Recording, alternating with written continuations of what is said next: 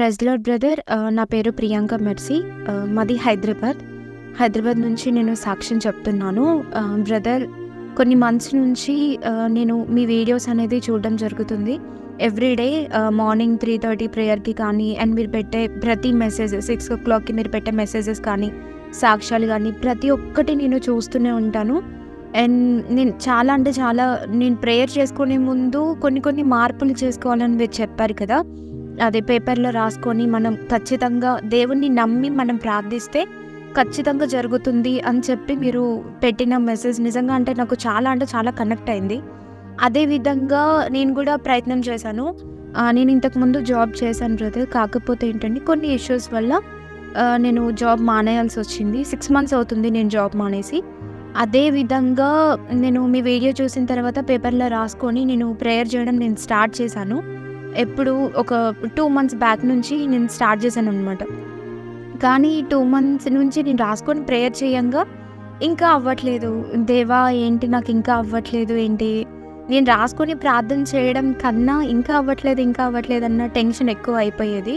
కానీ ప్రతి దానికి ఒక సమయం కలదు అనేసి ఉంటుంది కదా. దేవుడి సమయం వచ్చే వరకు మనం ఖచ్చితంగా వెయిట్ చేయాలి. అవ్వట్లేదు అని చెప్పేసి మనం ఎప్పుడూ అనుకోకూడదు. ఆ సమయం కోసం వెయిట్ చేయాలి. సేమ్ అలాగే నిరీక్షణతోటి ఏం కాదు, దేవుడు నాకు సహాయం చేస్తారు, నా తండ్రి నాకు ఖచ్చితంగా సహాయం చేస్తారు, I just want to cry out in his presence అనిపించింది. నేను ప్రతిరోజు ఏడుస్తూ ప్రార్థన చేసేదాన్ని, కన్నీటి ప్రార్థన చేసేదాన్ని. మన కన్నీటి బొట్టు ప్రతి ఒక్క దానికి దేవుడు దాచుకుంటాడు కదా. మన ఏ కన్నీటి బొట్టు అట్లా పోదు అనిపించి ఇంకా నేను ప్రతిరోజు నేను ప్రేయర్ చేస్తూనే ఉన్నాను. చేయంగా నాకు ఈరోజు అంటే అసలు మిరాకిల్ అనుకోవచ్చు. నేను ఇంతకుముందు చేసిన కంపెనీలో ఉన్న శాలరీ కన్నా చాలా మంచి శాలరీ, చాలా మంచి కంపెనీలోనే నాకు జాబ్ వచ్చింది. Next month like January 2nd నుంచి నాకు జాయినింగ్ లెటర్ కూడా వచ్చింది. నేను చాలా హ్యాపీగా ఉన్నాను. ఇదే కాదు, నేను చాలా రాసుకొని ప్రార్థన చేస్తున్నాను. చాలా నాకు జరిగాయి కానీ నాకు ఎలా చెప్పాలో నాకు తెలియలేదు. కొంచెం భయం అనిపించింది. చిన్నవి ఎలా చెప్పాలి అనేసి అనుకునేదాన్ని. కానీ అవి మన విషయంలో చిన్నవి, కాకపోతే దేవుడి విషయంలో మనకి ఎంత చిన్నదైనా దేవుడు అది చాలా పెద్దదిగా చూస్తాడు.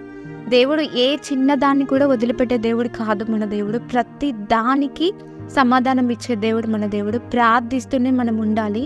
మనం ఎంత ప్రార్థిస్తే దేవుడు మనల్ని అంత బలపరుస్తారు, అంత సమాధానంతో, అంత శాంతితో మన కుటుంబాన్ని నింపుతారు. అండ్ మీకు చాలా కృతజ్ఞతలు బ్రదర్. మీ వల్ల నేను నా కుటుంబం చాలా బలపడ్డాము.